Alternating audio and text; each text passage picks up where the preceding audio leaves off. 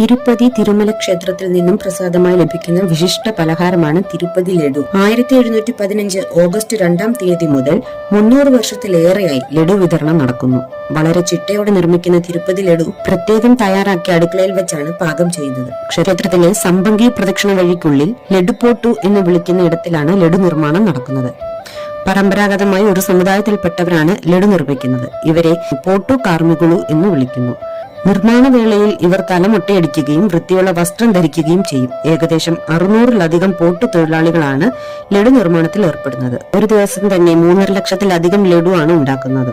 ക്ഷേത്രത്തിൽ 3 തരം ലഡു വിതരണമാണ് നടക്കുന്നത്. ദിവസേന എത്തുന്ന ഭക്തജനങ്ങൾക്ക് വിതരണം ചെയ്യുന്നത് പ്രോക്തം ലഡുവാണ്. രണ്ടാമത്തേത് ആസ്ഥാനം ലഡുവാണ്. പ്രത്യേക ആഘോഷ ദിവസം മാത്രമാണ് നിർമ്മിക്കുന്നത്.